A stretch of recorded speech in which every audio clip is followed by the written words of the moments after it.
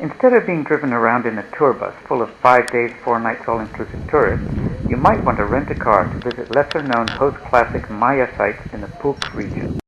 You can visit some of the underground caves that the Maya believed were passages to the underworld, or swim in the underground rivers that are the only water in this region. You can visit enchanting villages with their oval thatched houses just like the ancient Maya used to live in. We'll travel east to west, first exploring these less visited sites and end up at one of the most famous Maya sites of all in the Yucatan, Uxmal, the thrice-built city. Labná roughly translates as old house in Yucatec Maya. This grand building is referred to as the palace, with at least 60 rooms in classic Pu'uc style. It has been partially restored.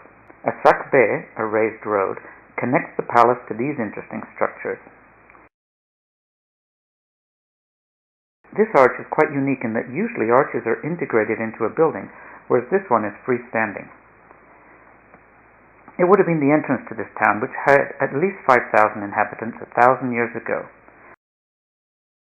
Just opposite we can see the mirador, or lookout tower, on top of this very worn-down pyramid. The roof comb is in remarkably good shape. In the region with no surface water, and because of the hills, a water table that's 80 meters below, it's no wonder that a frequent icon on Pu'uc architecture is the mask of the rain god Shak. He's the one with the elephant nose that's usually broken off. Here we see 3 Shak masks stacked upon each other.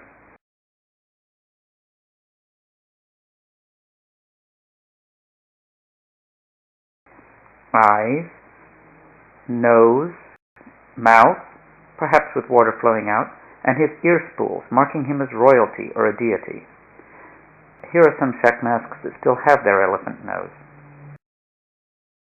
So much work to be done, so little money allocated to restoration and excavation, let alone archaeologists' salaries.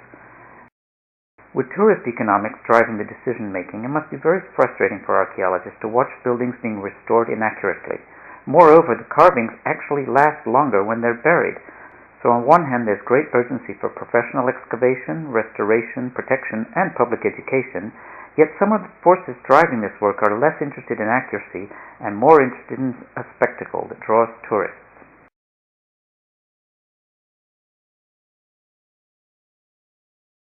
Sayíl translates loosely as place of the leafcutter ants. This stunning palace contained about 100 rooms. Most of the rooms in the Pu'uc style tend to be double, with an antechamber and an inner room.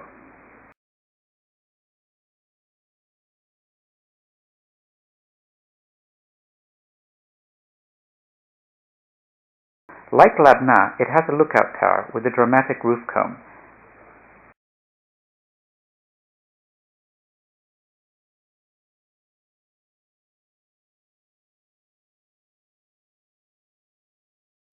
As with other restorations, the stones have been catalogued and replaced in careful order.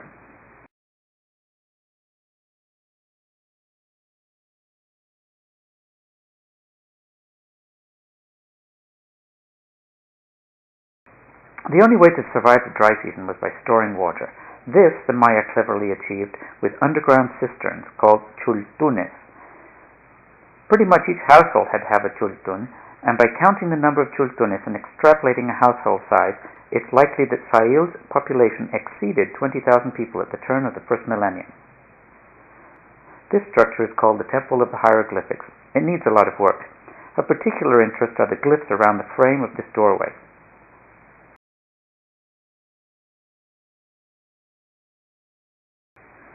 In the 1930s, plenty of the stones from this ancient city of Kabáh were used to build up the 261 road to Chiapas. Today the 261 slices this late classic site into 2 parts. 261 may be built over Sakbe. There is a Sakbe going all the way from here to Uxmal, the next city we'll visit. This is a chultun in the middle of a courtyard in front of a structure called the Xlapac, meaning rolled mat. The facade of the Xlapac is covered with over 200 Shak masks. It's fantastic, a bit scary and aesthetically pleasing at the same time. It's not so clear in this video, but light and shadow really works. It moves. It's part mosaic, part bas-relief, part sculpture, just incredible. The structure has 4 double chambers, and whoever occupied them could certainly watch the Xultun in the courtyard and may have been influential as to who could and who couldn't dip into this life force, the water. On the back of the structure with the shak wall, we have 2 enormous sculptural warriors above the stone latticework. We see another Xultun in the center of this courtyard. If you squint your eyes a little bit, this whole scene could be something out of an Italian palazzo.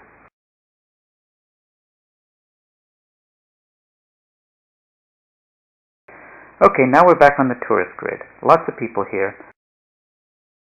Uxmal is one of the most visited Maya sites, and with good reason. Tikal and Chichen Itza are bigger cities with bigger pyramids, but Uxmal is my favorite. The architecture is so integrated. It's sort of like comparing Paris to London. London has lots of cool buildings, but sometimes they don't work with each other. Uxmal, like Paris, must have had tight urban planners. It's a late classic city, meaning that it was at its height when most of the lowland Maya cities to the south were in decline or abandoned. The Pyramid of the Magician is somewhat unusual with its rounded corners. Around the back of the pyramid is this enchanted courtyard with steep steps to the top of the pyramid.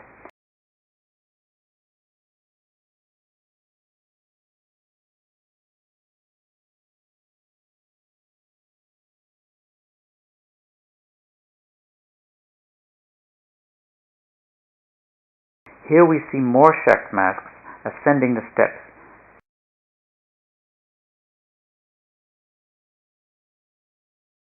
We're looking at them sideways from this angle. This is the formal entrance to what is still called the nunnery, after it was first called that by a 17th century Spaniard.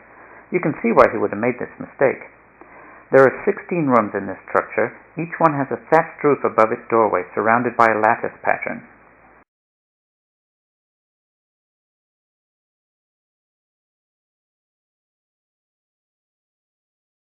The west building has masks above each doorway.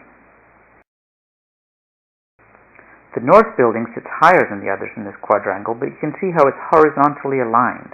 The east building has latticework and repeats the V-shaped sign, which if you look closely, you can see is made up of double-headed serpents.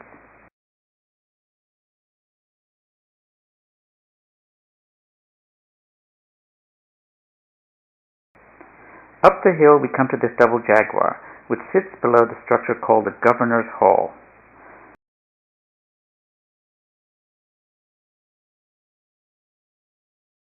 The squared spiral shapes echo the Maya Muyal glyph, which represents cloud, so that's probably what they mean here.